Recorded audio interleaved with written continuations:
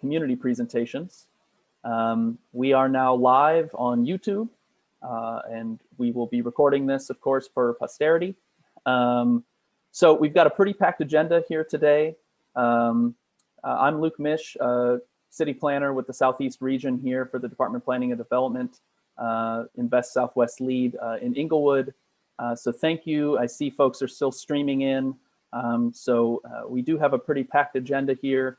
We'd like to get started. So as you join, thanks so much. I'll go ahead and start sharing my screen. And I think our first order of business will be a quick introduction from DPD Commissioner Maurice Cox. So Commissioner Cox, take it away whenever you are ready. Thank you. Thank you, and welcome everyone. It's great to be back with you tonight for the second of two meetings to share with you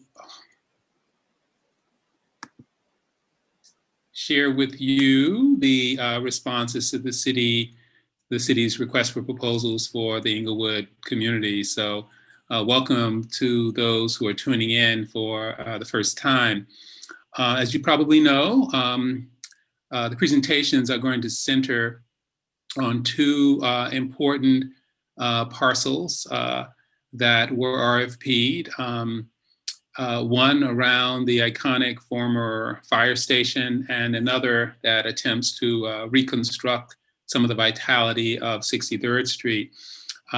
Both of these projects are really witness to Mayor Lightfoot's commitment to the revitalization of the South Side through the Invest Southwest initiative. So in conjunction with Alderman Coleman and Taylor and Lopez and the Englewood community, our goal here is to restore the center of Englewood and place it in its rightful role as kind of a critical shopping, mixed use, and pedestrian oriented destination, the front door of this community. So we're going to have the opportunity to hear from the developers and how they've responded to the community's vision for those sites. And very, very excited, in large part because this is a new way of the city approaching development, community development, where we are allowing the community to drive the vision. And so we're just grateful again for your continued attention to this matter, and excited to hear from the developers in their own voice. Just want to affirm how important we feel this part of the process is, and we kind of look forward to your comments both tonight and afterwards. And so with that, thank you, and I'll turn it back over to Luke to get us started. Great. Thank you, Commissioner. As Commissioner noted, we're joined here today by not only the Englewood Neighborhood Roundtable, which has been part of the Invest Southwest process as it has unfolded over the last year, but also by the elected officials in Englewood. So we just want to quickly recognize we have Alderman Moore with us today. So thank you, Alderman, for joining us. Alderwoman Taylor in the 20th Ward is with us as well. Thank you, Alderwoman Taylor. I don't currently see Aldermans Lopez or Sawyer, but I know that they had joined us on Monday, and so they've been an active part of this process as well. So we do want to thank them. And now I do just want to turn it over to Alderman Stephanie Coleman in the 16th Ward, who I think would like to kick us off and help set the tone a little bit for today. Alderman, are you out there? I am here. Thank you, Luke. And thank you, everyone. Can you hear me? I am commuting to my laptop. Okay, yeah, we can hear you. Listen, thank you to everyone that attended Monday's first roundtable. Two wonderful presentations. I've heard some feedback from community residents. We continued on the momentum of Englewood excellence on Tuesday with our not with our roundtable, with our virtual meeting of 300 participants. And I see that there are over 50 participants with Alderman Moore and Alderwoman Taylor. But just wanted to do some house cleaning because Englewood, we are excellent and Englewood is rising, and how we are rising is together. And Commissioner Cox, Luke, and the entire Department of Planning and Development, I want to apologize because there was some behavior and some comments that's just not reflective of the Englewood excellence that as we're changing the narrative. And I'm going to ask for my residents, for our neighbors and those stakeholders that are on this phone, that we've come too far to use racial slurs and profanity in representing our community. That's not the Englewood that we are moving forward. So I'm going to ask that as we're developing and as we're working on the corridor, and it's so hard for Black developers, but as we are going with this plan, let's be careful of the narrative, because generations, our children are listening to us as we address one another. So as we are going for Englewood excellence and as we're rising together, let's make sure that we are conscious as we're representing our multiple organizations and our families and other neighbors and seniors. You all, someone is watching us and someone is listening to us. The city of Chicago is looking at Englewood, and our success, when Englewood succeeds, the city of Chicago succeeds. So I just want to have that house cleaning, make sure we put that out there, and for us to be conscious and let it be known that Englewood, especially in the 16th ward, that type of language or behavior is not tolerated, is very disappointing, and quite frankly, it's disgusting. So you all, moving forward, let's be there for one another and represent the good in Englewood, because truly we are rising together. Thank you, Luke and Commissioner Cox. Great. Thank you, Alderman Coleman. Appreciate that. We're looking forward to a great discussion today, and so we look forward to folks chiming in. We do have a few things to kind of cover in terms of what we hope to accomplish. So as Commissioner noted, we'll be meeting two of the respondent teams. We met two other teams on Monday. That comprises the 4 responses to the Englewood Square RFP. So looking forward to meeting those 2 teams, learning about their proposals, and really the bulk of today's conversation is time to ask questions and get feedback directly from the developer and design teams that have submitted the proposals.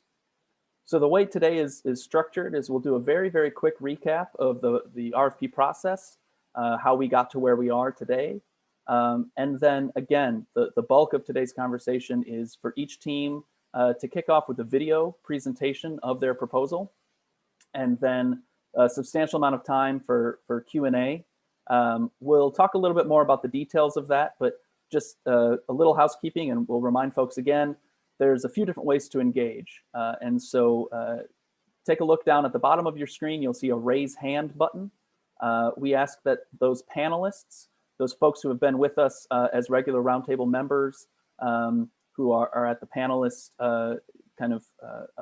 format here, if you could use that raise hand function, that way we'll be able to call on you for verbal discussion. Again, all of that we're holding until the open Q&A period. And then those of you who are joining us for the first time as attendees, as members of the public who are interested in this but have not been active members of the roundtable, we do encourage you to use the Q&A function, which is a chat-based function, but it's called Q&A. It's down at the bottom of your screen as well. There's also a chat function. We're aiming to kind of keep things focused in just one box. There's a lot of boxes to look at on this Zoom interface, so please use the Q&A function if you're asking questions. And then at the end of the meeting, we'll cover next steps and where we go from here. So as a quick recap of the RFP process, what that RFP is, and we use that kind of alphabet soup, that abbreviation quite often, it's a request for proposals. So over the course of the summer, we took part in visioning. DPD, along with our partners, led several visioning sessions to understand the priorities in the area. That's drawing from previous planning studies, quality of life plans that exist for Englewood, as well as ongoing conversations. And so the results of that, as well as DPD planning priorities, resulted here in what you see as a holistic approach for the entirety of Englewood Square Phase 2. So again, we're looking at near the intersection of Halsted and 63rd, essentially the parcels behind the Whole Foods shopping center. That is known as Englewood Square Phase 1. Phase 2 is the surrounding lands. That includes the historic firehouse, which has been vacant for some time. And so the overall holistic vision laid out a potential future, one potential development future to activate that entire area. We then had to kind of divide that site into smaller sub areas, and those sub areas are what the development teams considered in their proposals. So that includes the firehouse site itself, the area surrounding the firehouse. In that area, we looked at the renovation of that firehouse to support community and commercial uses, and supporting that redevelopment with additional development in the form of mixed use, residential or commercial development, and all of that surrounding a central plaza and open space to really activate that area. The other sub area that was made available in this request for proposals is the 63rd Street site. And so there, again, running right along 63rd Street, there's the opportunity for a mixed use building with housing and retail, and then additional opportunities for future development as you move north along West 63rd Parkway. So where are we in this process? Well, again, the request for proposals was developed after several engagement sessions over the summer. It was released in August of 2020. Then developers had about 3 months to consider their proposals and reply. At the end of November, we received the responses that you'll be seeing today, and we're currently in the evaluation period. And so that includes an evaluation committee comprised of city staff and sessions like today, where we're viewing these and getting feedback from the community and from the roundtable. After this, there's still much more process to come. So once a team is selected, that really kicks off engagement with that single proposal. And that's when we begin negotiating directly with one team. And again, continued engagement allows us to really shape and refine what the ultimate development is. So this is by no means the end of a process. It's an important milestone, but there's a lot more to come before we see this really crystallized into a single development. So again, as mentioned, we've had 4 responses to the Englewood Square RFP. 2 of those we saw on Monday. That was Englewood Connect, was the name of one proposal by Ignite Technologies with DL3 Realty, and Imagine Englewood with Imagine Group and Eastlake Management. Tonight, we have 2 additional proposals to review. One of those is also entitled Englewood Connect.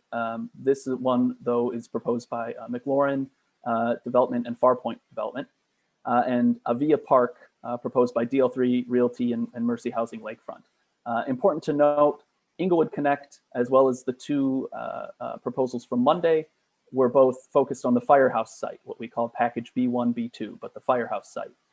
The Avia Park proposal is the one proposal we received for the 63rd Street site. So we're looking at 2 different components of the Englewood Square area tonight, but we want to understand folks' input on both of them separately. So what to keep in mind as you see the presentations today? Well, we want your overall impressions. We want to know what excites you, what concerns you, and then 2 kind of specific areas to focus on as you look. We want to know folks' thoughts on community wealth building. How do these proposals involve the community,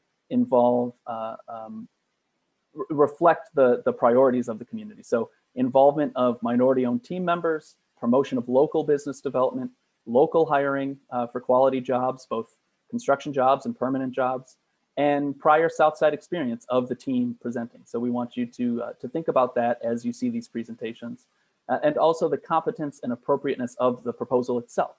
So what do you think about the uses and spaces? What's being proposed in this development? How does that sit with you? What are your thoughts on that? Are the proposals reflective of community priorities? Do they evidence high quality design? Is this the kind of architecture, the kind of open space, the kind of streetscape that you want to see in Englewood? And so we want to talk about that. And then the overall experience of the development and design team. Does this seem like a team that can pull off this development? These are the things that we want you to be thinking about as you're viewing this. So how will this be incorporated as we move forward? Well, first of all, we're of course taking active notes here. We want to synthesize all the comments. We know folks will be sharing thoughts. They'll be asking questions. We want to take all that, bring that together and kind of boil it down into high-level takeaways. So we're working to do that, and we will be sharing that back out with both the roundtable and the internal evaluation committee so that they know what the thoughts are from the community. We also are going to be making available an online survey. This is an online form that allows folks to enter their thoughts on the proposals you'll see tonight. We did release one already from Monday's session. I think we've only had a handful of respondents to that. So if you did join us Monday, take a look in your email again. We do want folks to answer that survey, and we will be sending out an email tomorrow about tonight and to add that survey to your inbox. And we'll also include a link to Monday's survey as well. We do want folks to be responding to that. That's a great way to record your thoughts on tonight and on the proposals. Those surveys will remain open until next Thursday. So we want to keep those open a week. We want this fresh in everyone's minds while you're replying to this and to turn this around into a decision. So that's where we come to step 3 here, the iterative evaluation. So we have an evaluation committee comprised of city staff across agencies. We're currently reviewing the financial feasibility of these proposals, whether they meet zoning requirements, whether they meet other planning priorities, do they address previous plans? And so we're doing that internally, but we want to add into that process what we learned from you all tonight and what we learned on Monday. And so as that team continues, we will then be able to share that back out with the roundtable and have a discussion of where we stand with these various proposals. And then again, finally, we move to selecting a team and beginning the negotiation process with that team, refining their proposal based on further discussion with the community to really get it right. So with that, I'm actually going to turn it over to Consuela Brown, who is our facilitator for the evening. Given the amount of content we want to get through and the nature of these presentations, we want to make sure we do that in as smooth a way as possible. So we've asked Consuela to give us a hand in facilitating this engagement. So with that, Consuela, I ask you to introduce yourself and kind of let us know what to expect for the evening. Thank you, Luke, and thank you, Commissioner Cox and Alderman Coleman. So good evening, everybody. Luke, if you can advance to the next slide. I am just your facilitator for the evening. My only role here is to keep the conversation moving and to keep us on time and on task. So in order to do that, I'm just suggesting that we have a few community agreements for this for the time that we're here, since we're almost 100 on this call. Would you be kind as to mute yourself when you're not speaking and during the presentations? Please state your name when you're speaking so that we all know who is on the call. Again, I want to reiterate something that Luke lifted up earlier, which is that there are really 2 functions that we want to rely on this evening. One of which is the Q&A. So it's the bar and button that's closest, it's far right, as well as the raise hand function. So for those of you that are participants, meaning you've been in this process from the beginning, you are going to be able to raise your hand. And those of you that are just attending for the first time, we invite you to place your questions in the Q&A function. And we're going to try to minimize the conversation that takes place in the chat.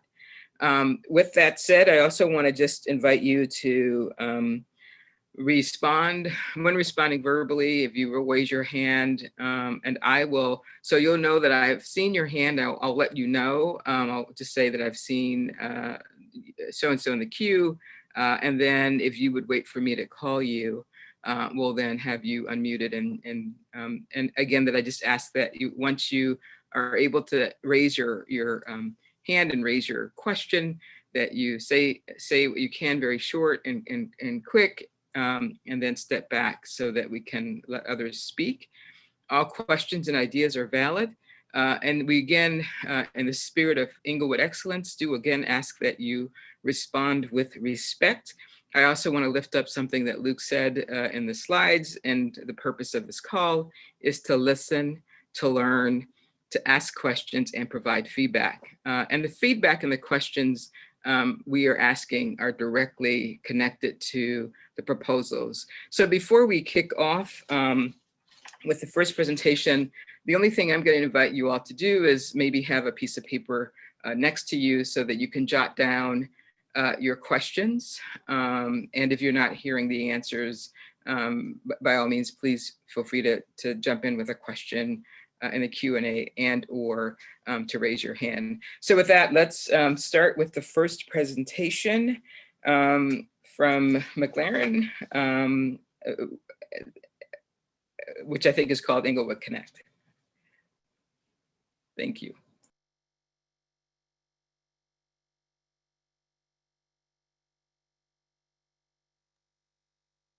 Phase 2. We're super excited.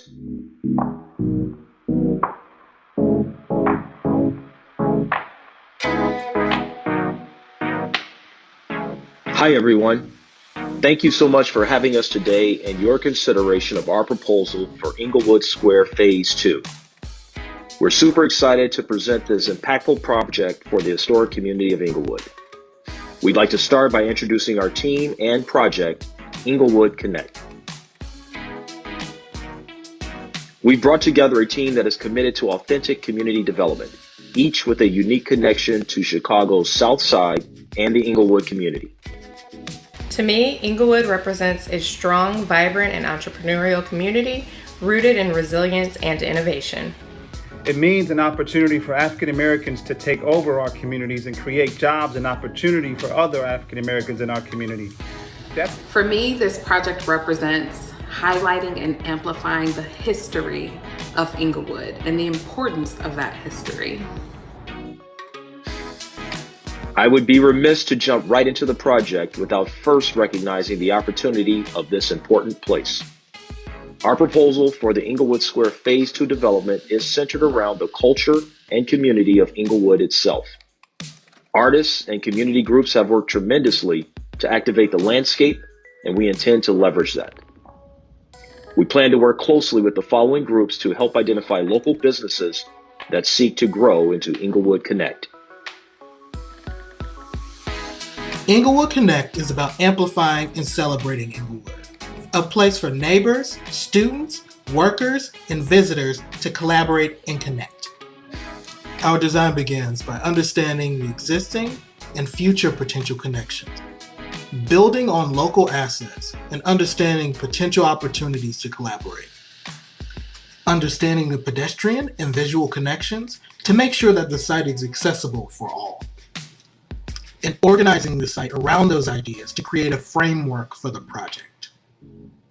Our design is focused on creating an ecosystem for upward mobility, a dynamic collection of resources that evolve what the community needs and becomes a hub of activity for local entrepreneurs to scale their businesses. Our plan creates a series of adaptable spaces that are focused around a central public square we call the Green Street Commons. The Englewood Living Room is designed to be a community-focused enclosed space that allows for the community to connect and share with one another.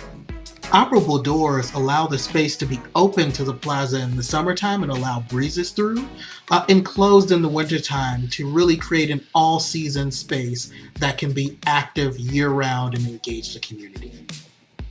The space allows for a variety of uses and functions for meetings, lectures, co-working space, exhibition, or simply a place to hang out with your neighbors and engage one another.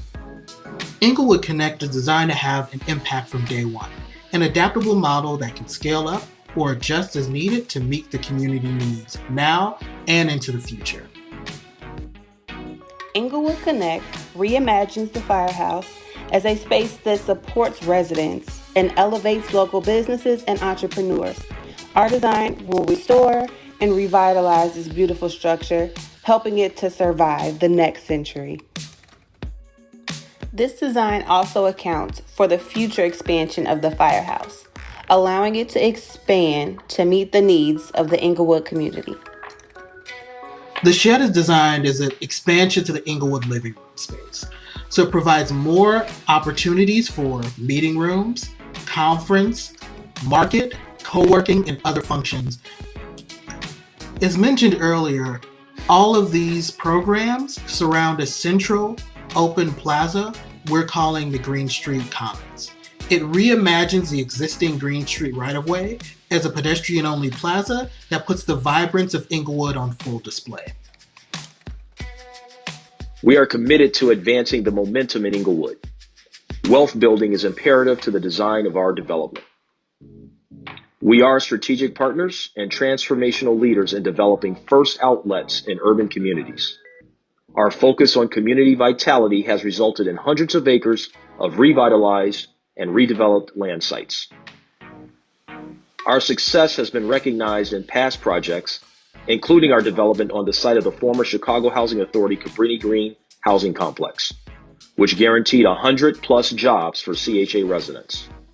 The new Starbucks at 71st and Stony Island Avenue consisted of 50% MBE and WBE participation.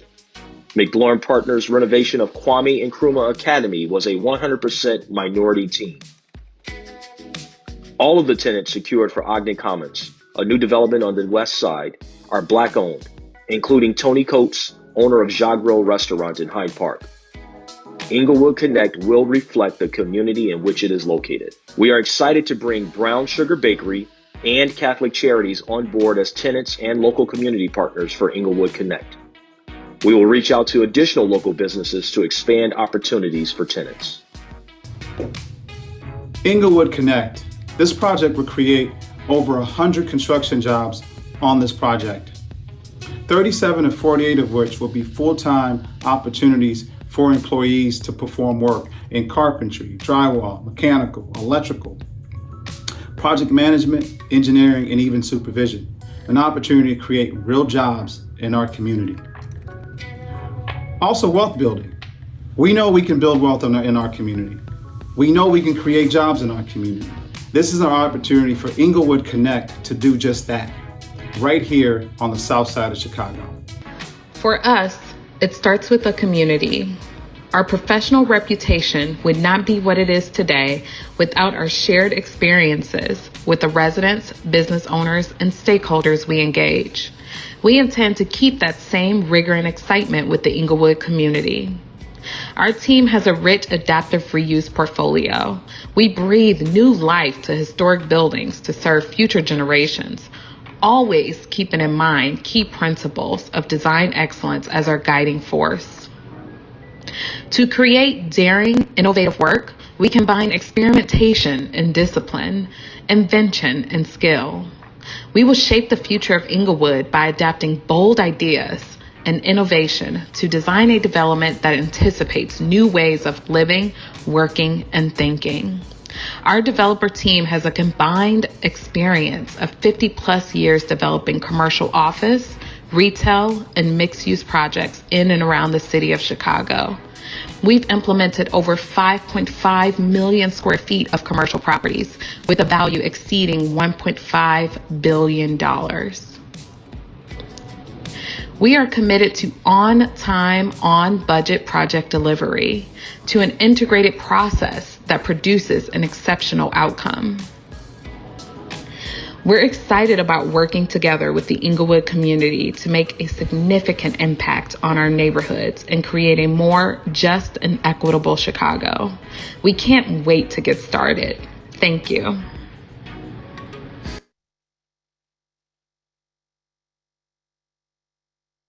Thank you so much. So I'm going to open this up for questions and answers. I also want to actually, sorry, Consuelo, let me just jump in. First of all, thanks everybody. Apologies, we should have mentioned this before we kicked that off. The video stream quality is really dependent. What everybody sees on their end is so dependent on everyone's individual internet speeds. So we recognize, we've seen in the chat that folks were getting a pretty blurry experience there. The video is uploaded to YouTube. It's on the DPD YouTube channel. There's a link in the chat box right now that will include that. And we will be sending out an email to all participants on the call today with links to both videos, as well as, of course, the recording to this entire event. So Unfortunately, it's the vagaries of streaming over Zoom.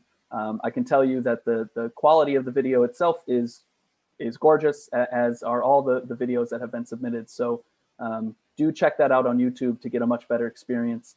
Apologies with just the technological limitations we have. So we do have those available on YouTube for your review a little bit more clearly. Thanks. Thank you. As well as, I just want to also lift up that this is being recorded and that you will have access to this conversation as well. I think it will be on the Department of Planning's website. So with that, and there was another question that I think Luke answered, which was, as you're looking at this, have you see elements that you liked on Monday and want to kind of lift those up today or to ask questions about them, you're welcome to do it. Of course, the intent here is to get the best possible outcome for the community. With that said, I am opening this up for questions and answers and raised hand. If you'd like to raise your hand, please feel free to do so.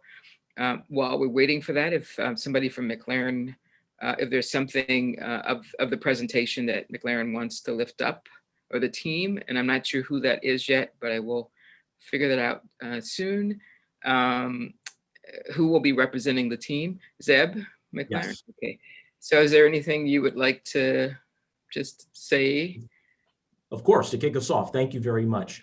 First, I want to acknowledge and thank you, Alderman Coleman, for your time, energy, and resources in actually making us push the envelope and setting a standard for what your expectations on behalf of all the citizens and constituents of Englewood, because we certainly have tried to answer that call. To Alderman Moore and Alderman Taylor as well, thank you for your constant fighting and battles on behalf of your citizenry, because that type of activation helps us all as business leaders reach the goals and objectives that you've set for us all. Of course, Commissioner Cox and your team, thank you very much. As developers, we often are sometimes get a little itchy to change, but I can certainly say that this new process and certainly encouraging us to think more about design and inclusivity has really created a very inclusive process, but certainly creativity beyond what we would normally experience on a project of this scale. So thank you for encouraging us all and setting that framework for us. On behalf of our team, McLaurin Development Partners, Farpoint, SOM, TNS Studio, BOA Construction, Engage Design, Omni Ecosystems, Neil and Leroy, and Chef David Blackman. We, and this is just a snippet of our team, but we wanted to bring together what we think are the best and brightest from around our entire community to really demonstrate our collective thoughts, visions, and concepts, inclusive of the community. We plan to all of those ideas. We don't have all the answers, but we certainly have a lot of open and creative minds to be able to identify the right answers to implement a program that's for the benefit of not only Englewood, but the entire city of Chicago. Thank you. Thank you. And so the first question is just whether stakeholders can be, if the community can help name the stakeholders on this project, or can't. Yes, I think that's the question.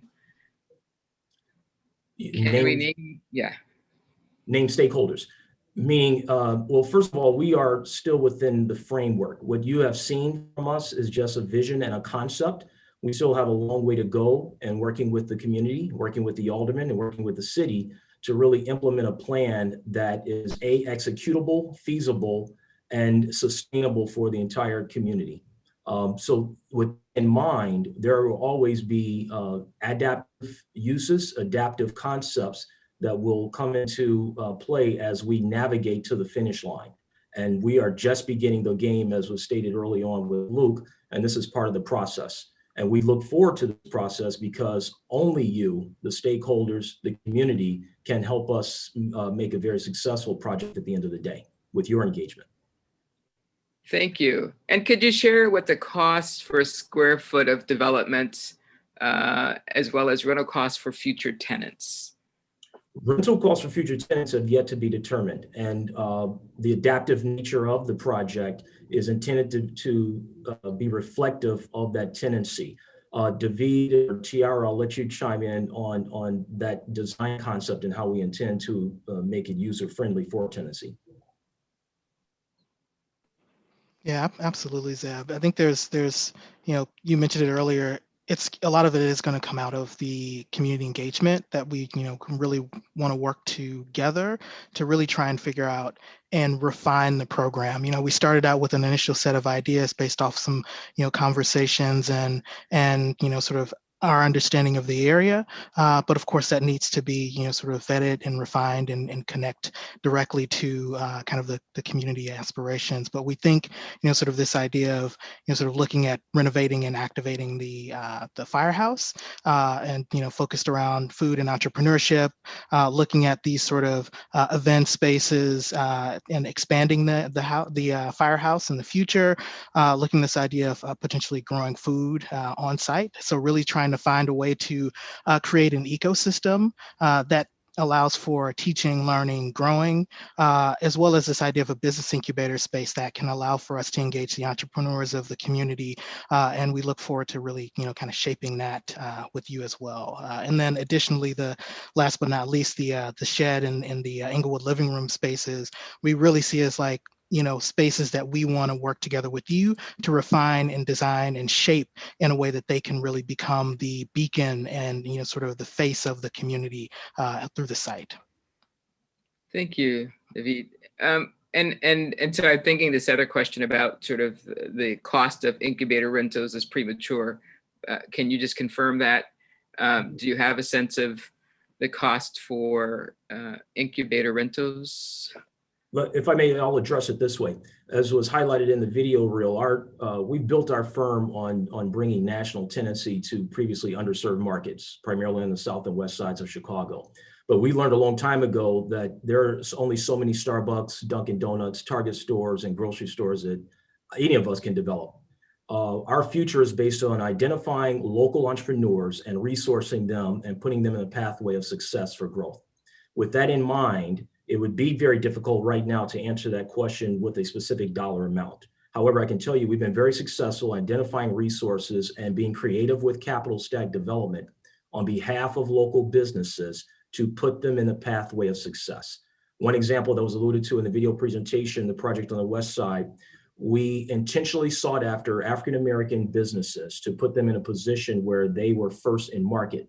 They are in a location where they've got 12,000 daily customers at their footsteps in order to attract and get a foothold into the marketplace. So our idea and the concept around connection is to bring what we call new footsteps, new clients, new customers to Englewood Phase 2, and hopefully identify a pathway for local businesses to be successful. Chef David Blackman, I'm sure, has some other ideas about that concept.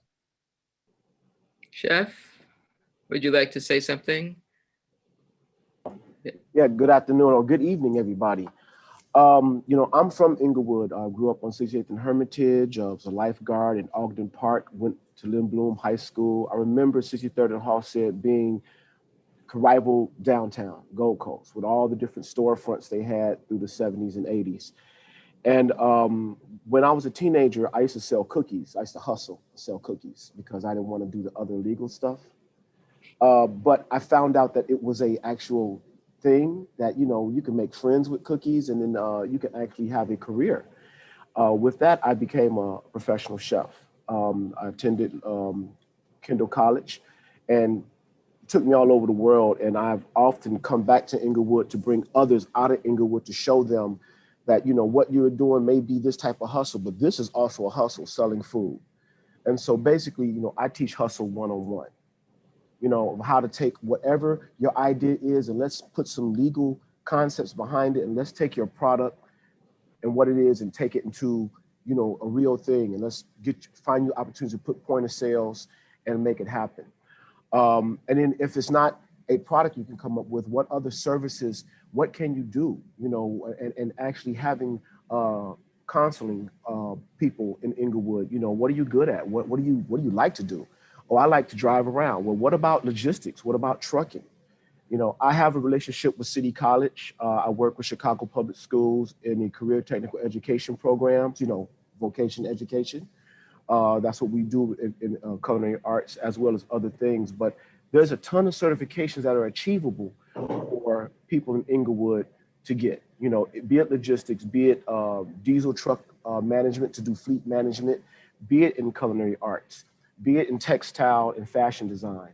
There's actual certificates and license that you can achieve and get, and it won't cost that much. And also bridging into our city colleges. Every city college has a training program that within an 8-month span to a 2-year span, people can get certifications or associate's degrees and, you know, get jobs. The labor statistics shows what I just described. A lot of jobs are open. Customer service is big, and we need that in this industry. So those are the type of things, you know, listening to people, you know, what are your ideas, and finding solutions for them. So to me, this incubator would be dynamic, not just in culinary arts. You know, I've learned there's more other concepts, and I'm instructing and making curriculums for all these different concepts and helping draw a pipeline, a pathway for people in all sort of levels. Whatever your learning level is, I got you. And that's been my ministry all this time. And that's what I want to bring to this concept that Zeb and the rest of the team is working on. Thank you. Thank you, Chef Blackman. So I see that Adam is responding to the question about the team's involvement at Cook County Hospital Rehab and Chinatown Library. So I will jump to the next question, which is, there's an area already that has an incubator across the street. Can you perhaps explain why the community needs another one, especially in such close proximity to the current one? Would you take that, please? I was trying to find a hand. I have a relationship with Washburn Culinary, so you're just talking about culinary incubator. We're talking about a business incubator. So if you want to do a food truck, or if you want to get into starting your own type of food delivery business, other type of incubators, there's only one type of thing that comes out of Washburn, and that's food. Okay, if you want to start a t-shirt company, you know, so, you know, be in the artisan area, and then having people get into those storage trailers so we can have an actual market. So is it soap, candles? You know, what do you like doing? What craft are you good at? What do you want to do? And how do we take that and actually help you get a storefront that won't cost that much overhead for you to actually do it, or put an online marketplace for them to actually be able to sell it and where they can make it at. But that's just one incubator that's at Kennedy King, and that's all they have is, you know, if I'm not, correct me if I'm wrong. I just want to clarify, Washburn Culinary Institute certainly does more than food. It also has hospitality management as a part of that program, baking and pastry as well. So I just want to make sure that, you know, as you're speaking about the Washburn Culinary Institute, which resides in Kennedy King, that we're, you know, not over speaking your or simplifying what it is that the college does around that space. So I just want to make sure that's clarified. Thanks. Please forgive me, Ms. Jackson. I help. No problem at all. I just want to make sure that it's clarified because you oversimplified, and you're speaking for our institution. So I just want to make sure that's not the case. You can further clarify what you mean by your relationship there. We'd be happy to explore what kind of conversation might exist, but just want to make sure that that's not oversimplified. Thanks. Thank you. Luke, are you wanting to respond to something? If not, I'll move on.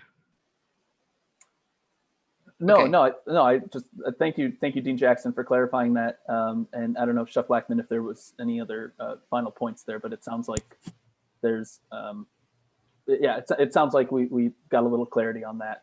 I do want to make sure, I think the original question, I'm not sure that the original question was referring to the culinary incubator. I think they might be referring to there's one in the U.S. Bank building, I believe. And I think the thought behind ours is, Chef Blackman really talked about it, which is, sort of that space is more about, sort of building business. This space is more about finding place for them to have a market and a place to distribute and connect with the larger community with the goods that are, maybe shared. And, we'd love to have a conversation with the folks over there and find a way to partner and connect their ideas and how that can influence the plan of the site. Thank you for the clarification. So there is another question around whether the youth training social impact, is there a youth training or social impact component? And specifically, are there pathways to trade and entrepreneurship? Yeah. No, sir. Chef Blackman, or is there someone else that would like to? NOSA will have some response to that portion, and also Blackman. Okay. Yeah, I could jump in there and speak to the construction piece. Good afternoon, everyone. I'm Nelson. I'm President, CEO of Bow Construction. Alderman Coleman, Alderman Moore, Commissioner Cox, thanks for the opportunity. So it's a great question. Anytime when you're in our city and you have the ability to have construction opportunities like this, it's got to be really focused and geared towards hiring the right trades and providing the individuals that identifying who's in that area right now, who's available in these trades, and who can perform certain trades of work, whether it's electrical, plumbing, or carpentry. Once we identify that, what we typically do on a lot of our projects on the South Side, we engage these individuals specifically with subcontractors, but then those subcontractors, we're handpicking those subcontractors. And that's the benefit when you hire, and Zeb, kudos to what he's been doing in the community from a developer standpoint, because I'll be honest, a lot of developers and a lot of organizations talk about engaging Black contractors. It sounds good. It's really good rhetoric when you're doing a presentation. But there's developers like Zeb and his team, and when you think about engaging us, we're engaged early in pre-construction. We're working with the designers. We're doing constructability reviews. We're doing estimating and budgeting early on before the project starts, sometimes a year before the project starts. So if you're engaging an African-American owned business that early in the game, that allows us as a prime GC to also start engaging Black subcontractors, Black suppliers here on the South Side of Chicago. And that's how you start developing that real entrepreneurship and the ability for these small businesses to really participate and have an opportunity to build a business the right way. And to be frank, that's what they do in all the other communities. It's never a surprise, if you will, when a project comes up. It's strategic. There's discussions about these projects that are coming up, and we're engaging these small businesses and Black businesses. I want to be really specific, particularly in a community like Englewood, which is right behind my office here on 71st and Stony Island.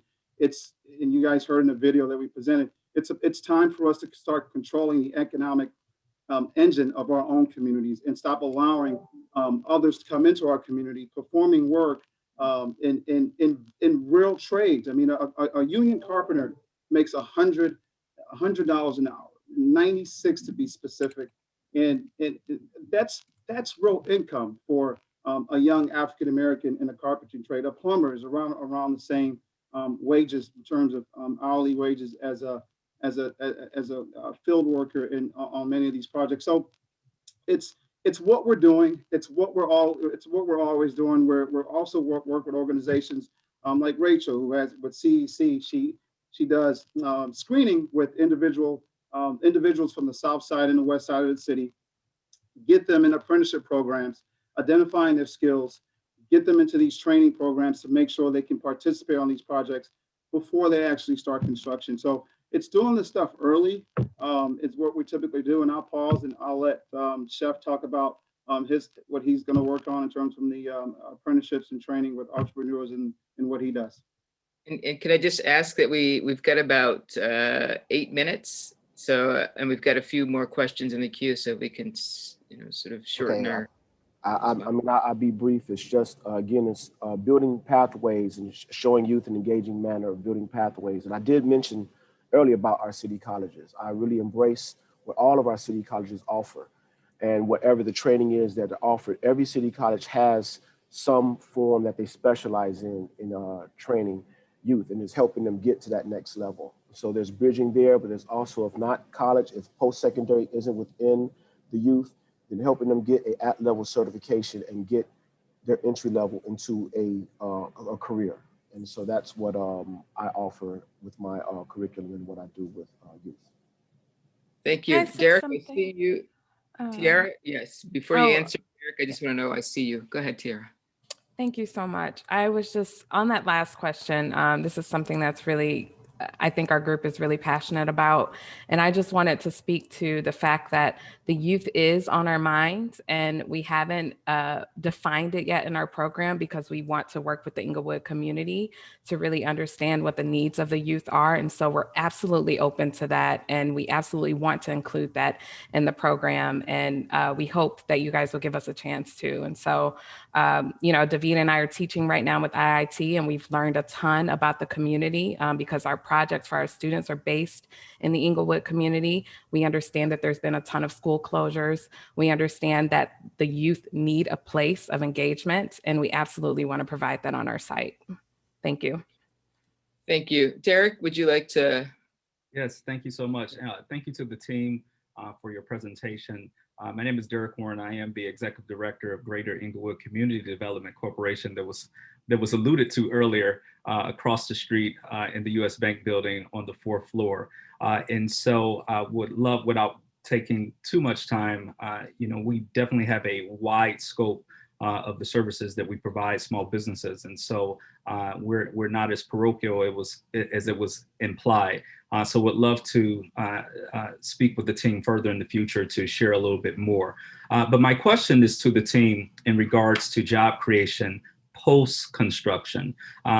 It was understood by your presentation that construction jobs will be over 100 construction jobs, but post-construction, can you speak to the numbers for job creation in general for your particular project for the Englewood community? Sure. This is so we are working closely, or hope to work closely, with Brown Sugar Bakery. We have a long relationship with Stephanie. I'm responsible for expansion into both Navy Pier as well as most recently on the near west side. She is looking to grow into a large baking facility, which will include, as Chef mentioned earlier, logistics, packaging, et cetera.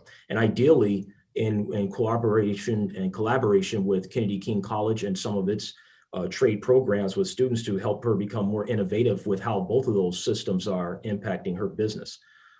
It's undetermined yet how many. She has 25 jobs currently that might relocate.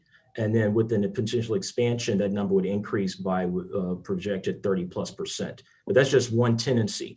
Part of our other program is we have an agreement in line with the WIC system with the U.S. Chicago Catholic Charities and their programming next door.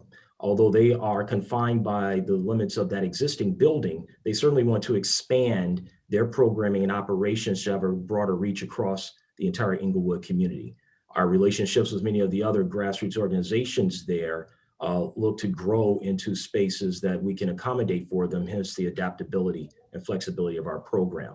So we don't have any hardline tenets that I can specifically answer that question, but based upon our site design, if completed at full capacity, there would be hundreds of full-time jobs there on a daily basis, including those who are young entrepreneurs that will grow not only from small entrepreneurial shops to viable businesses into other areas. Thank you. So the next question is about, so the proposal, can you just speak to whether you'd be open to housing on the site in place or in addition to the programs you've proposed? We certainly would, especially if the community has indicated that's their desire. Thank you. And estimated cost of the project? We've estimated in phases. So the rehab of the firehouse as well as the incubator space of approximately $10 million.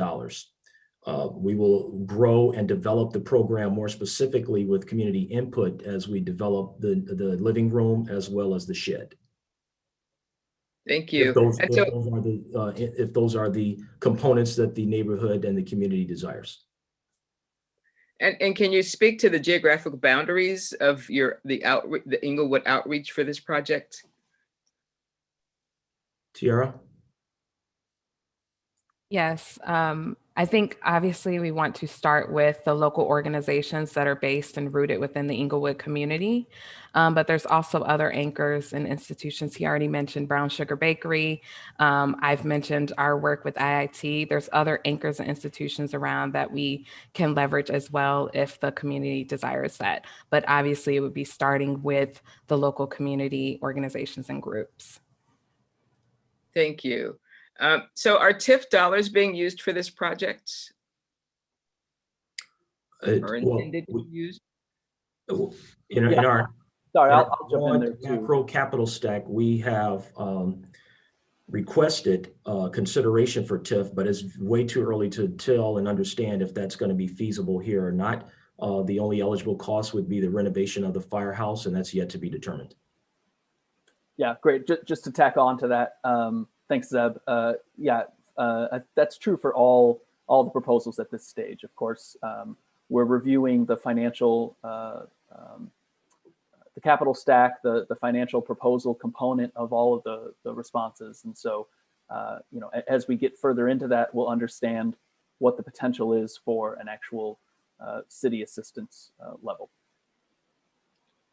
So there's also a question about whether the team would be open to looking at using the site as for a sit-down restaurant. Anybody want to? Chef Blackman looks excited to hear that. Anybody want to respond? I'm interested in a sit-down restaurant. That's just me, but that's another story. Yeah, I think the program for the firehouse actually is pretty flexible right now. We've kind of have it slated right now for event space, but also open to having a permanent tenant and collaborating with restaurants, for instance, that are local that want to relocate here. So we've allowed that flexibility with the programming of the firehouse. Perfect, thank you. So I'm going to jump down. There is a question about the income from marijuana sales being used for any piece of this project. That I don't know if that's been discussed, but if you'd like to weigh in as to whether that would be a potential revenue source. I think I defer back to Luke with his previous answer. Yeah, sorry, Consuelo, can you repeat that one for me real quick? So there was a question as to whether revenue from marijuana sales would be considered as a potential revenue source for these projects. Yeah. Way too early days to go into that, but I don't think we can speak to that at this stage. But thanks. Thanks. And can you name any Black-owned businesses that are existing and operating in Englewood right now that could benefit from this proposal you're submitting? Sure, I'll tell you, and as developers, we consider ourselves artists, but we just never able to put it together. And as we were developing this concept, and as the team and I were navigating through Englewood to get more familiar with it, I remember calling Tiara and David one morning and saying, hey guys, we're sitting out here early one morning, there's a line outside at Chipotle before they open. And it's from people outside the neighborhood coming to this restaurant. The vendors on four corners at Halsted, at Morgan, and at Racine, street vendors, not only selling food that was a majority of the produce and concepts, but other local entrepreneurs, which is really what bred this idea of creating space. Because if they're out on a fall brisk morning selling everything from t-shirts to hot dogs to tacos, then there's an embedded infrastructure of entrepreneurial spirit that we need to uncover. And that's really what this project is about. And we need the help of everyone here, as well as all the community organizations, to help us identify them, help us resource them, and put them in a pathway of success. I also want to add on to that and name drop our good friend, Tonika Johnson. She's near and dear to our hearts, and a lot of the experience that we created in the design was inspired by local artists out of Englewood like her. Excellent. So I'm going to combine two questions, and we are about 5 minutes in to moving on to the next presentation. So there's a question about, or just sort of acknowledgement of a need for additional space to allocate for small businesses, and a plea to consider that the space will be used for ABC, 1, 2, 3 Air, Insurance, and Subway as potential tenants. I guess I And can yeah, question. So with the second level of the firehouse, that's really dedicated to office space. We really want to provide business owners and entrepreneurs a space for co-working. So that won't be necessarily be guaranteed to be, someone's legal office. We want to make sure that community, is first. So that's really a space that's really dedicated to them and the business, growing the businesses in the local entrepreneur spirit. The entrepreneurial spirit in Englewood. And Taylor, I think if it's okay, this is maybe the segue to the last question, which is how are you thinking about engaging community, and how would you be considering how to engage in other parts of the community? I'm not sure I understand. How do we engage all of the community of Englewood? Is that the question? I think that's, really the question, beyond the immediate area of the development. Gotcha. Well, I mean, there's different ways to engage. Obviously, there's community roundtables, there's digital means, there's old school door-to-door, but our goal is always to start with who we know first and then branch out. So we want to touch as many people in the community that we can and really get to understand who's there and who has a voice and who really wants, to leverage their say in what they could be and what they can do in, Englewood Connect. Awesome. I'll add to that because I think that's a critical question. When you talk about the community in Englewood and the impacts of working on a particular project from a construction standpoint, is the outreach. I said that earlier, is really reaching out to individuals that are in that community first, identifying that map of who are the plumbers, who are the electricians, who are the carpenters, who are the tin knockers, who are the truck drivers, all the way down, and really figuring out who can supply drywall, who can supply the materials that we need right there in that community before we go outside anywhere to get those resources or that workforce to come into the community to do that. I think right there is how we start from that point, start building the capacity within Englewood first. Because a lot of times in our communities, it's never thought about looking within our community to identify where resources we have right here first. We're always ready to go out and get that. So I think from the construction standpoint, working with Zeb and the other Englewood Connect members, the construction component is such a huge economic part of all of this, right? And focusing in on that in our community first, I think it's going to be a huge impact, and that's why we're the right team to do that. Thank you, Nosa. So if there aren't any other questions, I want to be mindful of time. For the team, there again is a plug, a special plea to consider apprenticeship opportunities for young people, and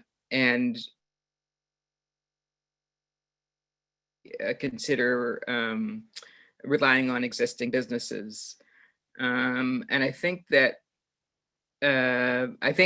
we've gotten to the bulk of the questions.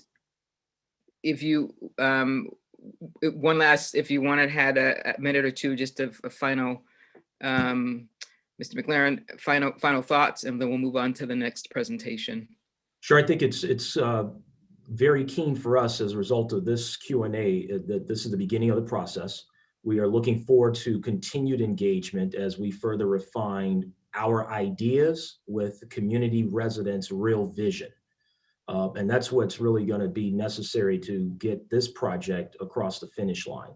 And so we are organic in our beliefs about how to engage with community. We have experience with it, and that is frankly the only way that this project is going to be successful.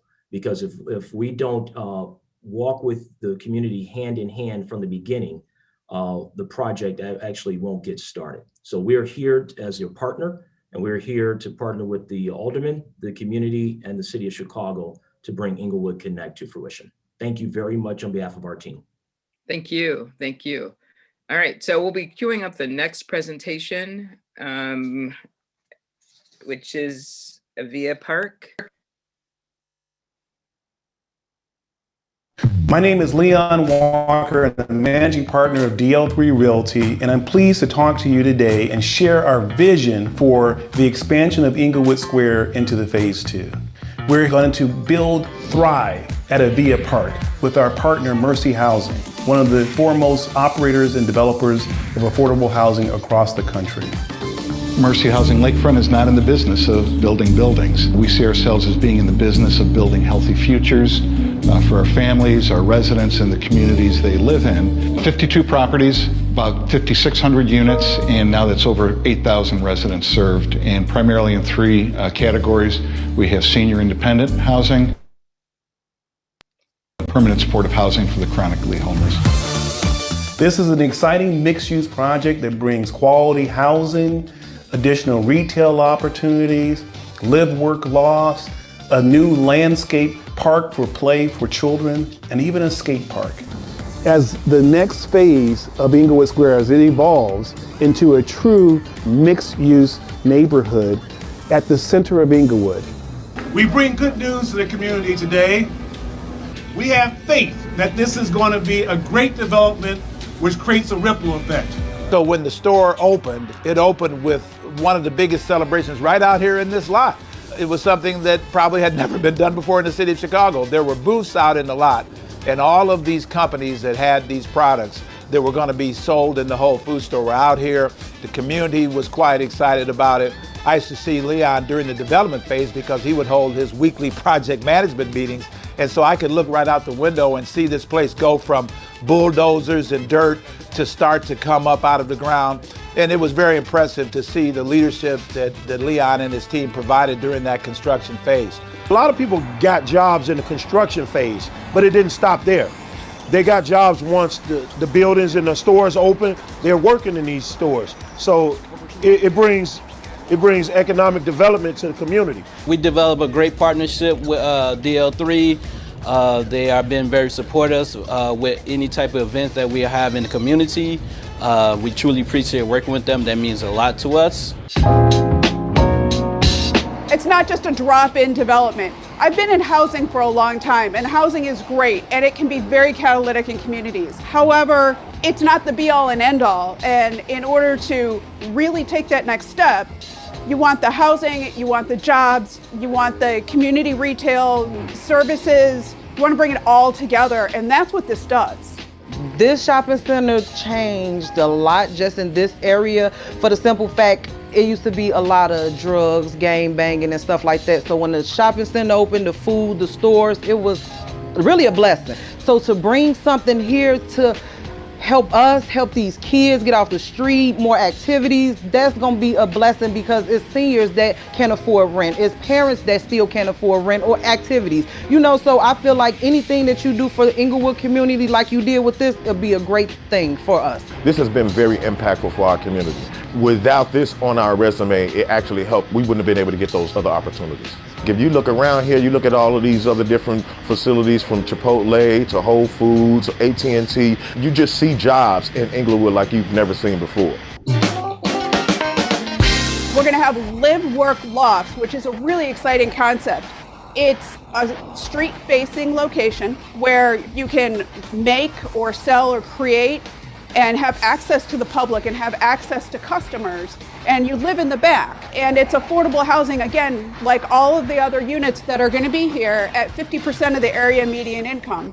And that is a really accessible price point for a lot of people. DL3 has a proven track record of being able to do this kind of development and to engage with the local communities and really create jobs. It's the ripple effect that has reduced crime in this vicinity by 50%.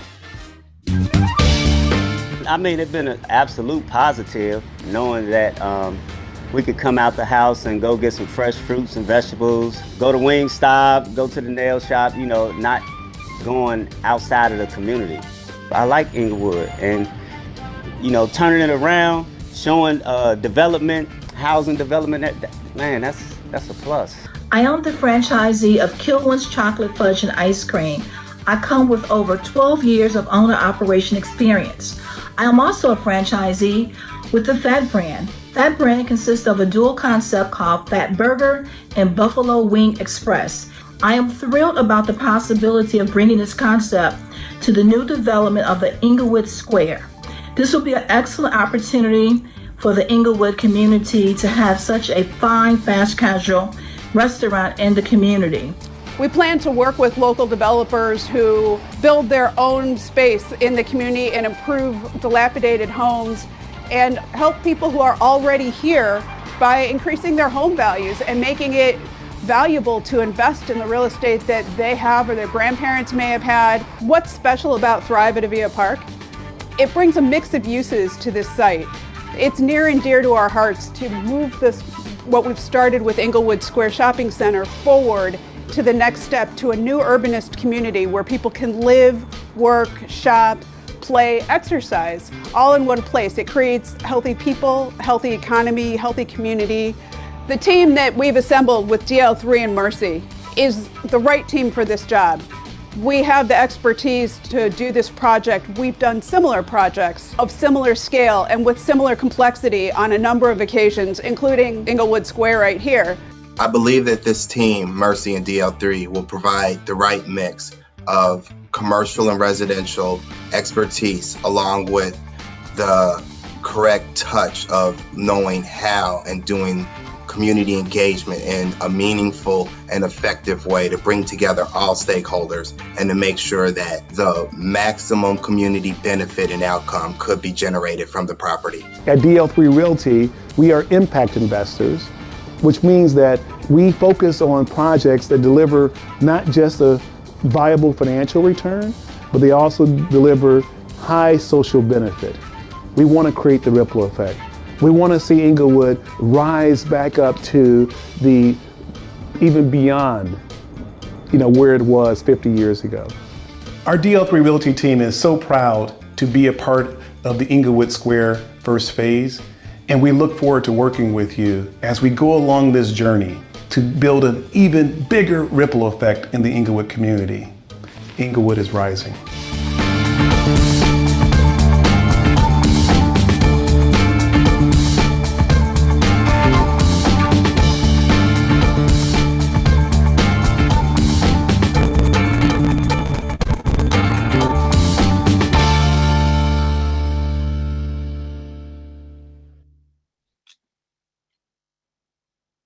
Thank you so much for that presentation. And again, a reminder, there are several ways to be able to engage in this conversation in terms of offering questions. So if you are a panelist, you can raise your hand. If you are an attendee, we are inviting you to use the question and answer feature, and I will be trying to move between the two of them and letting you know who is next in the queue.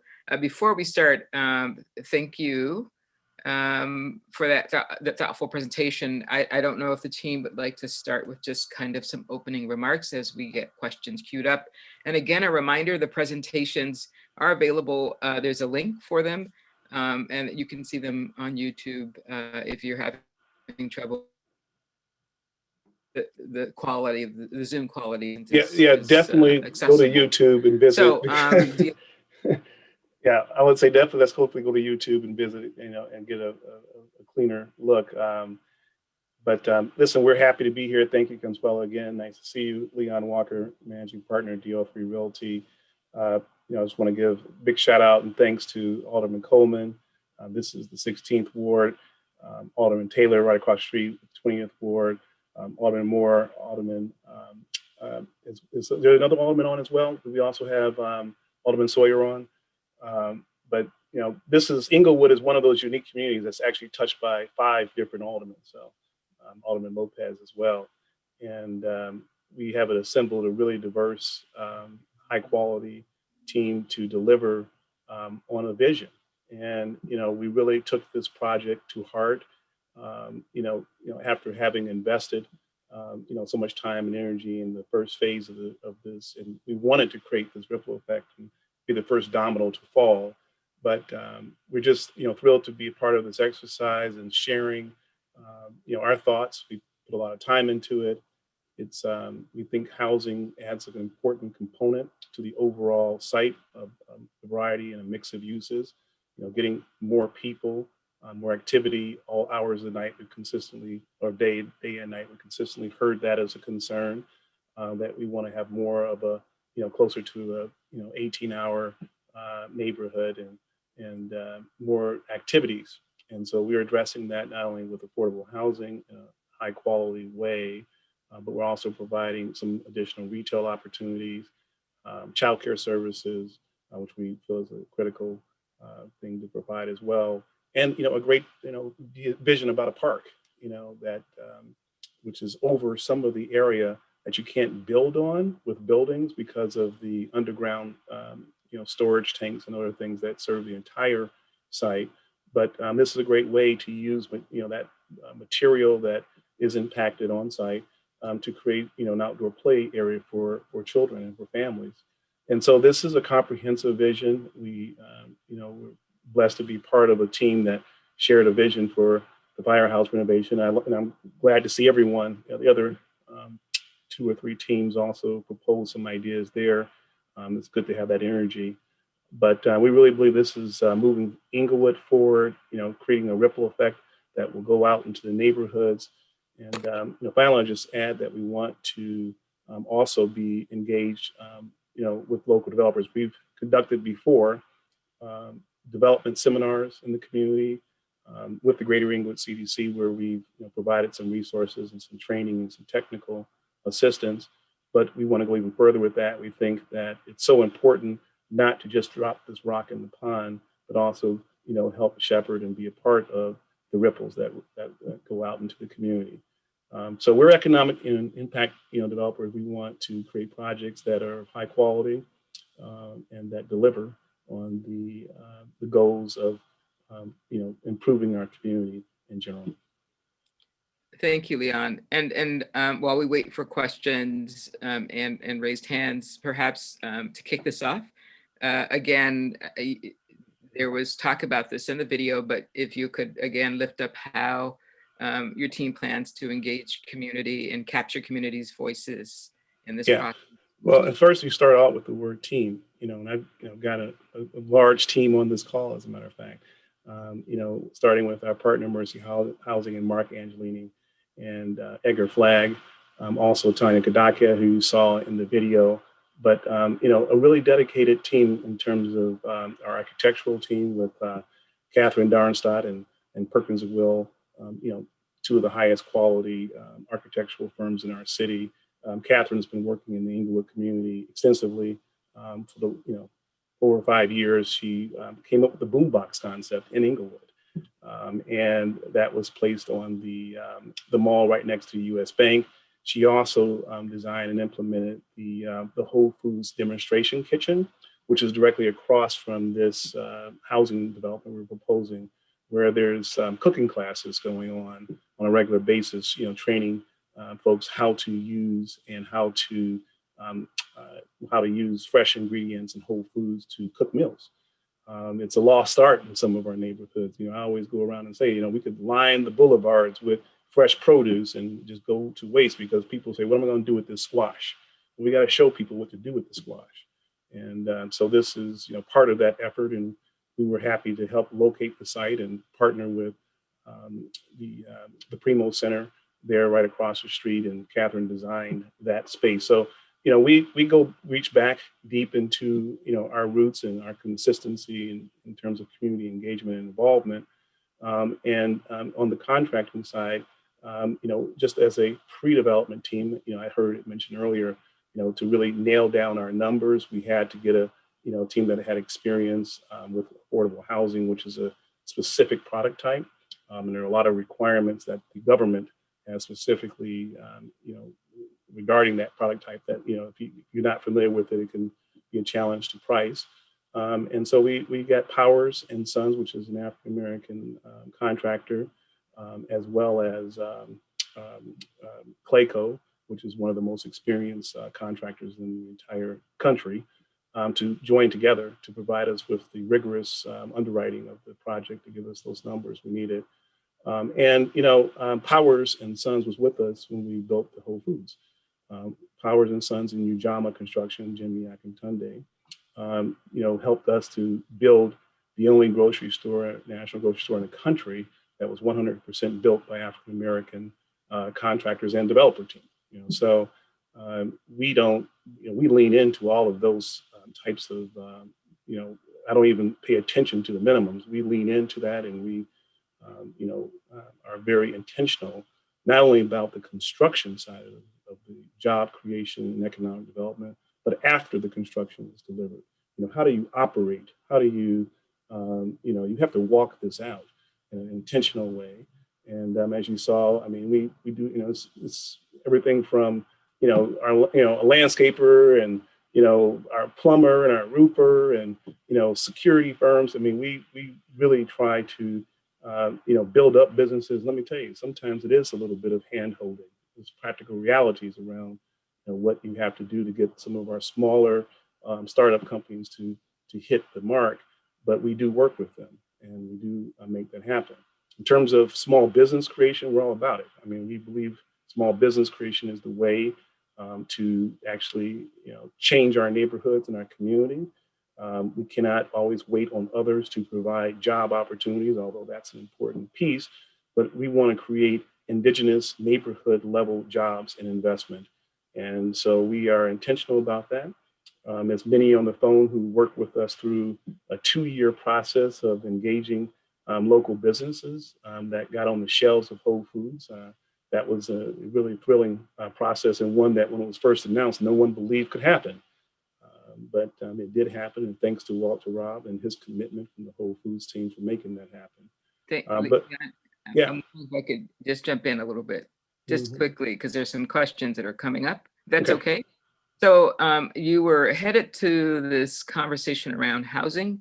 So why don't we start there? There are a couple of questions, one of which is how many units and are they mixed income units or market rate?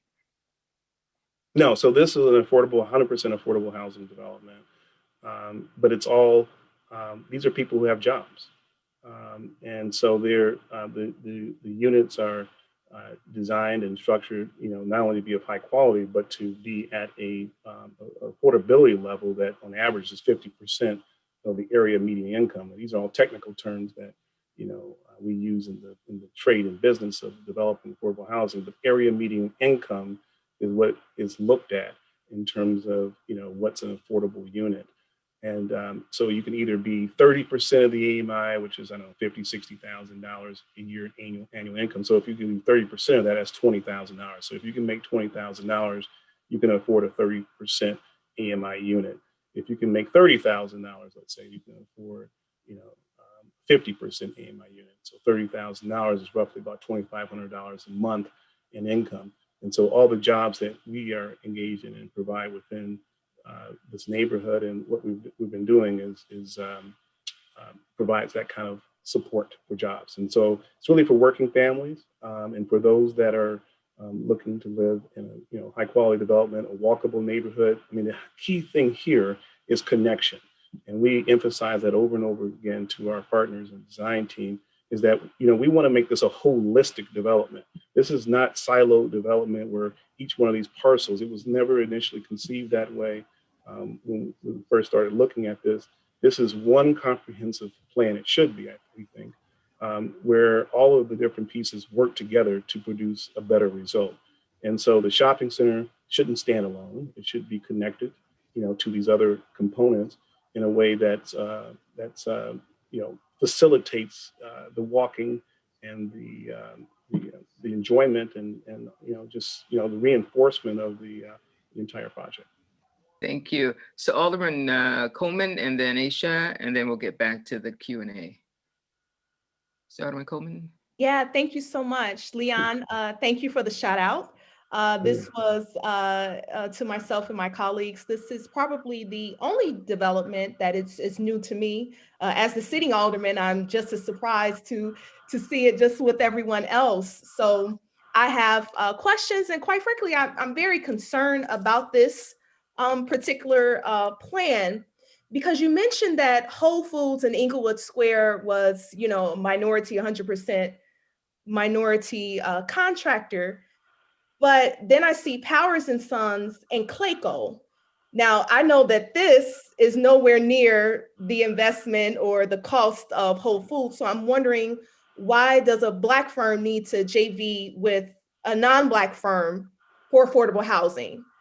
I Yeah. also am very concerned about Mercy Housing because there is an SRO directly across the street. And quite frankly, Leon, we want to make sure that the housing reflects our community. Mercy has not had the best track record. As a matter of fact, we can pull up streets and sanitation violations from that very building that's directly across the street on 63rd and Peoria. Unfortunately, the management has not been participative, and that building has its challenges. So to hear that you're consulting or you've partnered or whatever the relationship is with a very troubled building already in our community draws questions. So could you kind of tell me more about, is someone from Mercy here? Yeah, and I don't know what their minority participation in hiring is. Yeah, those are good questions, and I'm glad. Thank you, Alderman, for bringing them up. We'd like to get all the any challenges or rough spots out right away. Thank you. And so, in terms of yes, both Powers and Ujamaa worked on the Englewood Square development as the only general contractors there, and at single-story retail, that was appropriate in scale for those contracts at that point in time. When you're talking about affordable housing, which I mentioned before, this is multi-story with very specific requirements, and the investors, the tax credit investors who make investments in these types of projects have stringent sort of requirements. So it's our goal. You bring up the point, and I'm 110% supportive of what you're talking about, is to get Black contractors in a position where they can solely pursue large-scale affordable housing development. That has not happened in Chicago to date. We have 5 Black general contractors, and they have been partnered on teams on large-scale affordable housing developments. But I don't think, having spent a lot of time here, any one of them yet. I believe BOA may be tackling one in the future, has not been constructed yet, has done that on their own. And again, this is a requirement that is not just driven by the developer, but is driven by the overall financing of what we're talking about here, which is going to be $50 million plus in development. And so, yeah, I mean, but here's what I do, okay? What I do is I make sure that the contractor, the African-American contractor first, is in a lead position, number one. Number two, they materially participate there and not just a go along, ride along type of contractor, and which has been the history of Chicago, by the way. And so we have broken those molds time and time again, where we want material participation by the African-American contractors in the projects. And the same thing that happens on the development side. So in terms of development, our team, DL3 Realty, I am leading the development of these properties. Mercy Housing, of course, is a partner because their expertise is 8,000 plus units, 56 properties. I do recognize that the property across the street has not lived up to the standards that we'd like to see for a project of that nature. But I will tell you that that is the most challenging population that project tackles, the most challenging part of the population, in that it being a single room occupancy. And and we should do better. They should do better. And I think this is an opportunity for you to hold them accountable in a more meaningful, more material way, not just on that building, but on a much larger scale. So they're brought in because, again, the investors that invest in these kinds of deals, tax credit deals, they require extensive experience. You just can't be a startup, trying to do an affordable housing development. And so they want to have a team that has extensive experience in terms of managing properties and doing all the compliance reporting that's required to keep the investors within a safe harbor. So they have that experience. They do well on the compliance and the reporting. They need to do a better job, particularly at this asset in this community. But I will tell you that this may not, I don't think, is representative of their total talent and skill. And we selected Mercy Housing not only because they've made the investment and they are there, particularly on the social services side for those tenants that are the most challenging part of our population, but also because of Brother Edgar Flagg. who's also on this call. And Edgar Flagg is probably one of our leading African-American affordable housing developers in the city. He sat on the mayoral task force for developing the new affordable housing requirements ordinance, as well as making recommendations for so changes to improve the ordinance. So in addition to Tanya Kadakia, who's on our team, Edgar Flagg is the other notable African-American in the city of Chicago that knows these kinds of projects backwards and forwards. But I do not want to diminish what you're saying, that they need to do a better job. And I look at this as an opportunity for you to hold them accountable, not just on one building, but more than one, because they are our designated manager for the property. So we're going to talk about that. And the way I believe we do the development, hold them accountable, put their feet to the fire. Let's get it, they'll do what they need to do, and they'll be even more responsive to you and your concerns with a bigger investment in the neighborhood. But I want to give at this point Edgar or Mark a chance to respond directly to. Yeah. Well, first of all, Alderman, we'd be happy. This is Consuelo. I'm just asking you all if we can, I appreciate the response. I'm just wondering if we can keep them shorter, a little shorter, so we can get more questions in. Thank you. Yes. So I'll just make a quick response, Alderman. We're happy to sit down and talk to you. Leon, we've been on a lot of calls, and this is the first I'm hearing this from you. So we're very proud of our track record. We have extensive holdings on the south side. About 1,000 residents all the way from the South Loop down to Pullman and Roseland, and that includes families as well as seniors and those with special needs. No question that a permanent supportive housing property has its challenges, but we enjoy a good reputation and one we're proud of. And if there's specifically things that are going on there, this is news to me, and we very much would want to sit down with you and see where we're not coming up to snuff, and to make sure we change that. So we'd love to have a sidebar conversation with you anytime you'd like.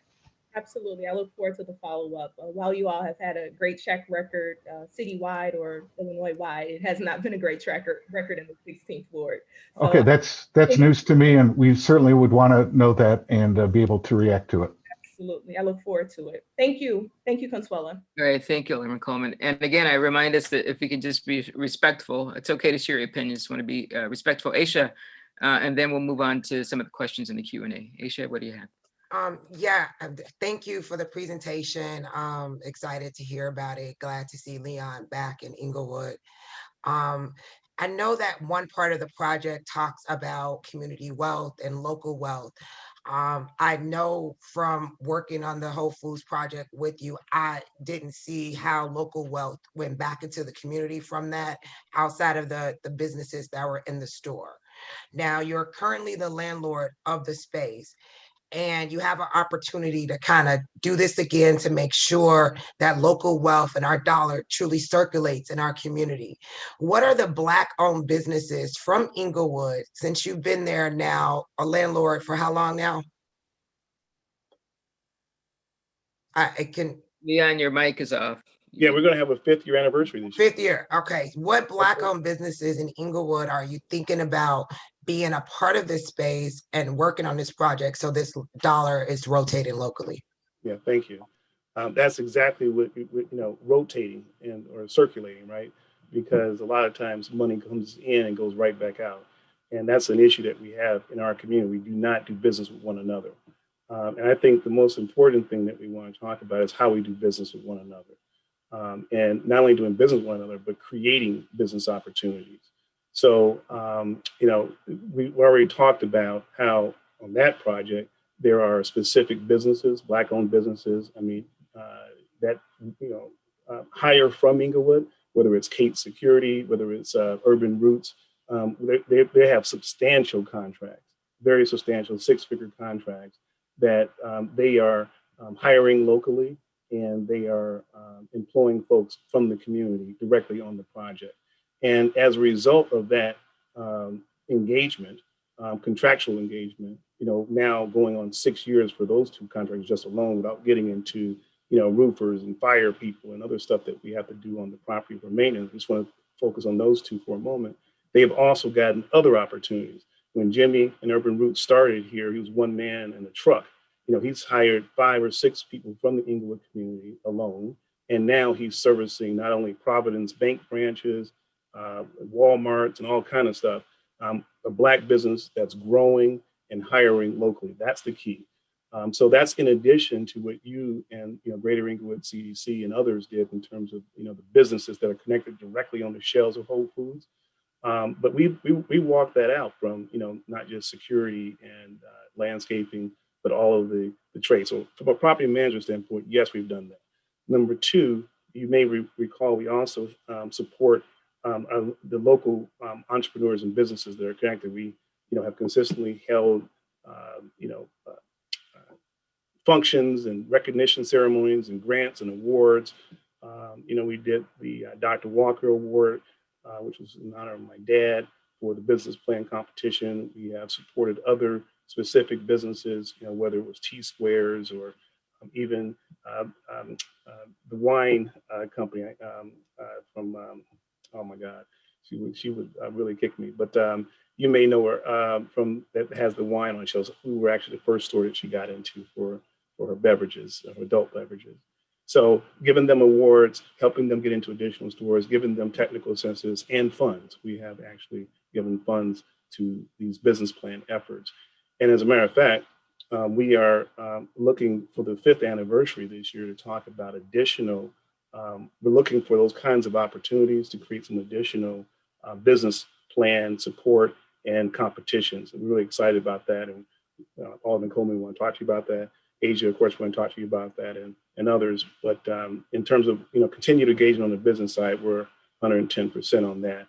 Now, the last thing I will say is that what I'd like to see us do more of is actually the real estate investment in and around the neighborhood and in and around the project. We did hold a couple of developer symposiums where we brought in, and I think we had 50 plus developers show up for some technical assistance, and we brought in a slew of presenters who were offering financing support and technical training on how to do this development process. But we've got to do more.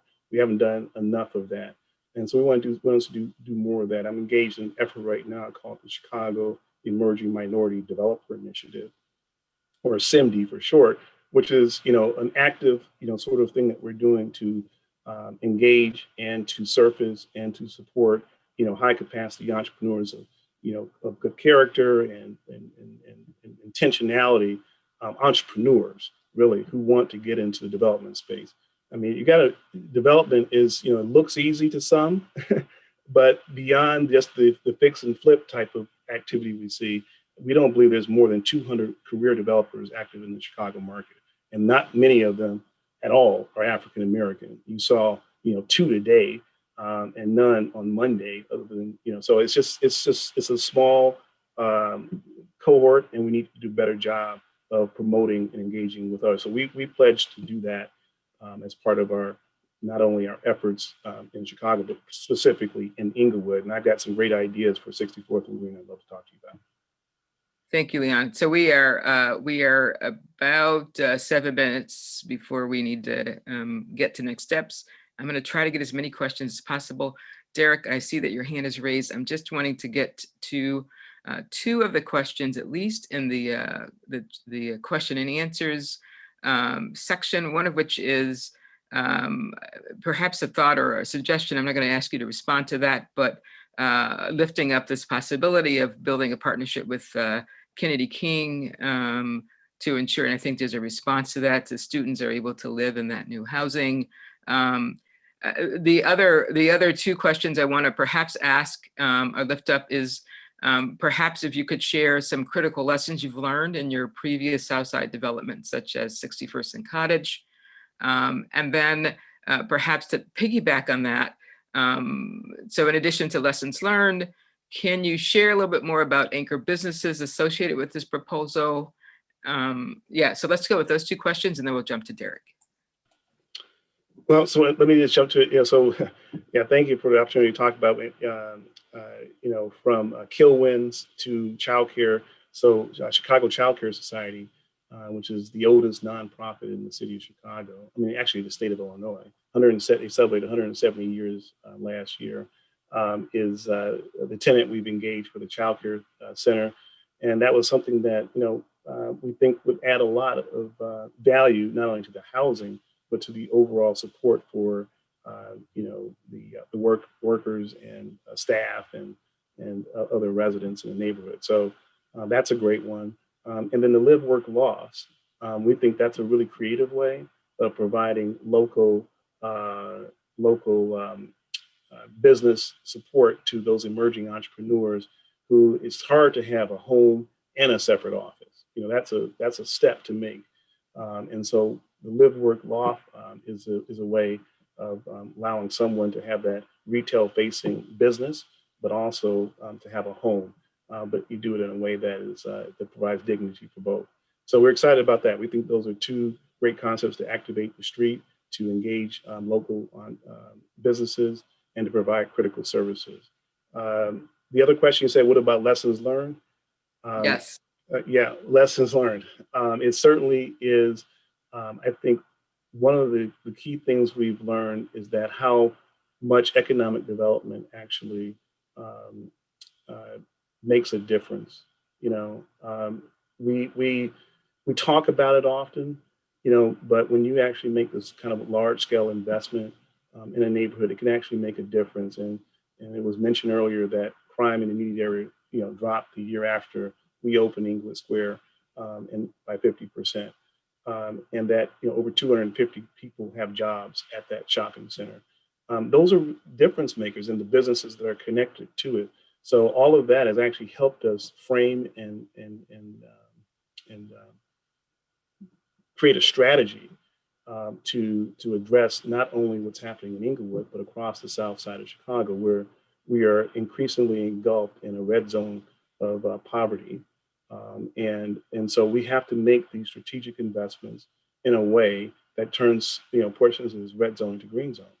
And I'm so invested in that and job creation. Whether it's we just opened a facility out in Morgan Park that provides over 500 jobs. We're trying to do the same thing in Chatham and all of the Sawyer's Ward. We're doing the same thing in Woodlawn. I just want to continue to do that.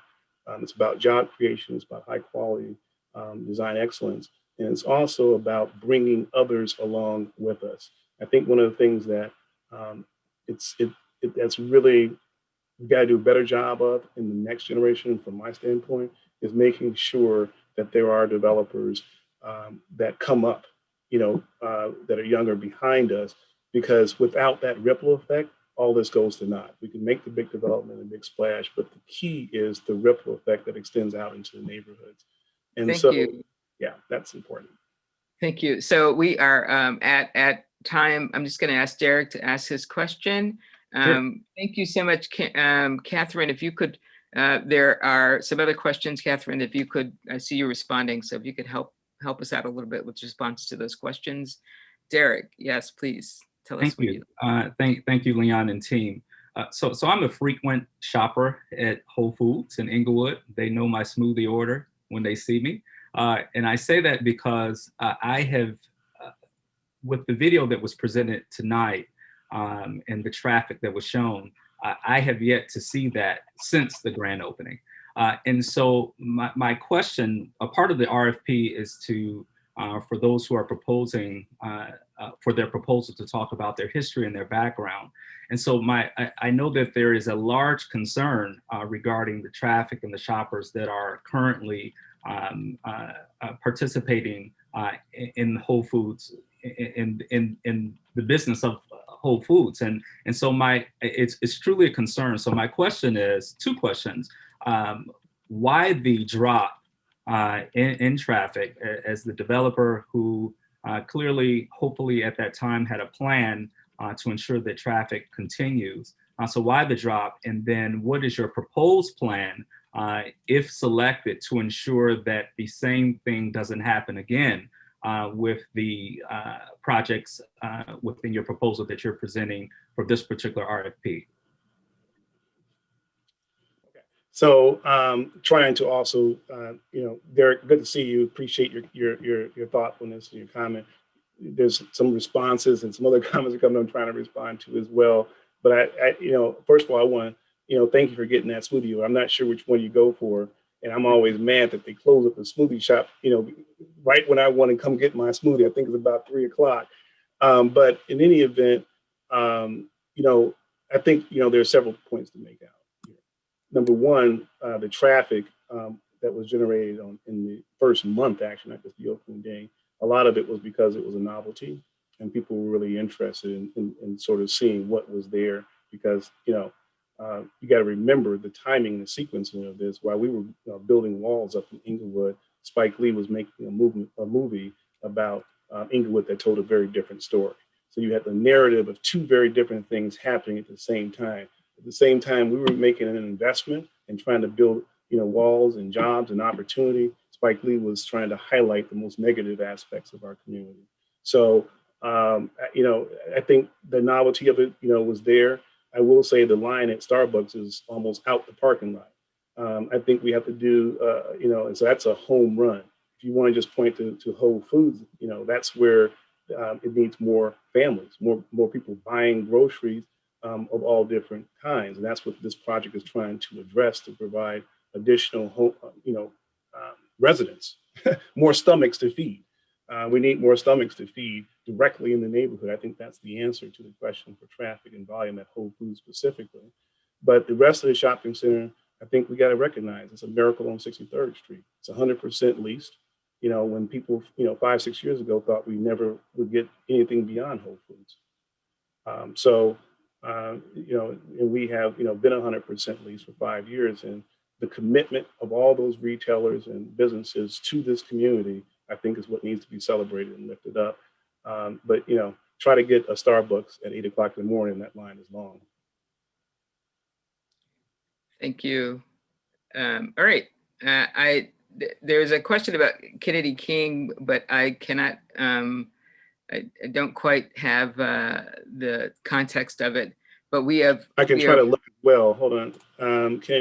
Is it in the questions or in the chat? I'm trying to go between both. In the questions, but it's we're at There was time. just simply a reference to Kennedy King and our students in housing. I just wasn't clear if you would clarify what it is that you were suggesting. I don't recall that reference. So someone referenced it in the question or as a part of. I just wanted to make sure that that was clarified. So there was a question about whether, and as I recall, the question was about the creation of housing and whether there was some way to link Kennedy King students into that housing pipeline. Yeah, you need to be, first of all, thank you for the question, President Jackson. It was not my question. I was just seeking clarity. I want to make sure that we're clear. Well, I mean, it's a good question no matter what, whoever it came from, because, we should be thinking about how we support students who are working students, not just students. So you can't do a campus or a student housing with affordable housing tax credits. Okay, so that's off the table in terms of they can't qualify for the housing. But working students is a different matter. And I have had conversations in the past with other leadership at city colleges about how we can be creative about using some of the grants that are awarded to students that you don't need for tuition to support their housing needs. We can talk more about that going forward, but I think one of the more critical issues for someone being able to get their education and matriculate fully through the college often can be housing. So because you've already made tuition free for so many, it often can be housing. So we need to be thoughtful, and we'd love to have a longer conversation about ways to do that. Thank you for that, for taking the time to answer those questions. Thank you again for all of the participants. We're a little over, but I'm going to turn this over to Luke to talk to us about next steps. Thank you. Thank you all. Thank you for this engagement. I love it. It gives me vitality and energy. Hopefully you feel that. I'm passionate about our work we do. I motivate my team to do that, and we want to engage with all of you to make this the best possible development in the neighborhood. Thank you. Great. Great. Thank you, Leon. Yes, and thank you to both teams tonight. So in order to get you out on time here, we'll just quickly cover the next steps. So again, that's all 4 proposals that we've now seen between Monday and today. So we will be synthesizing the comments we've received, the questions you all have asked, the online survey responses. So we'll get to that in a moment, but we'll be synthesizing those, collecting those, and bringing that into our evaluation process. So we'll be sharing an overview of that with the roundtable, a summary of what we've heard, and also sharing that with the evaluation committee. Our next session will be a roundtable on February 18th. And so that will be our time to share the summary of where the evaluation committee stands in relation to all 4 proposals. At that point, oh yeah, jump in, Commissioner. I'm sorry, this is Commissioner Cox, and I just wanted to say to those who are on the phone, and particularly those who have taken the time over many, many months to participate in this roundtable or participated in the workshop that actually defined the vision that developers responded to. I can't underscore enough how important those online surveys are. You are now probably the most informed residents of Englewood about what's actually going on. And if we don't capture your comments, we're missing the very purpose of the roundtables, because the roundtables are supposed to be the most informed folks about what's going on. And so I was a little disappointed by the numbers of roundtable participants who have already filled out the survey. Now that you've seen all of the proposals, I would just really ask that you fill out the surveys, because that's the way that we can formally gather the input. So that's just a shout out and an encouragement to take a little more of that time, of your valuable time, and to fill out the surveys for us so that we can genuinely thread that through the evaluation process. So thank you. Great, thank you, Commissioner. So once we do get, again, we do encourage everybody on the call who will be receiving the link to tonight's survey. You'll be receiving that via email first thing tomorrow, along with links to all of the videos that we shared today. So once we do collect all the responses to that survey and compile all of that, work again with the roundtable in February, we'll then select a winning team. And that team will be announced. We're targeting the end of February for that announcement. And again, it's the end of one process. It's the end of the RFP. It's the beginning of that development, right? So it is the first time that we will have a selected project, which we then will be working with that team to bring back in front of the roundtable, back in front of community for continued refinement and engagement of that proposal as it becomes more of a reality. So Luke, I would also just like to add to that. So it's really, really important for those of you who are kind of engaging in this process, really for the first time, of seeing how the sausage of development is made, that these developers basically have been asked to come up with a vision that was a response to what we put in writing, and to make a first attempt to understand the community that you're trying to develop in. But we know, and they know, that there is no way that they could know Englewood after 2 months and talking to a handful of people. So for us, it's really what we want to gauge is, you've seen them. These are the folks you would be working with. Do you have a sense that they would be a good partner as you now reshape their proposal in a way that genuinely speaks to being, an integral part of Englewood? And so I just want folks to know that we didn't ask them engage the community fully and come up with a vision. We said, do you know the community?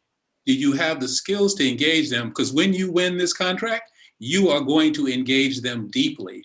And so the most of the engagement that will be a part of this is actually going to happen once we actually award a contract, and we will hold them accountable for deep engagement. And you are trying to gauge, are these folks that you could work with? That's really what we're looking for.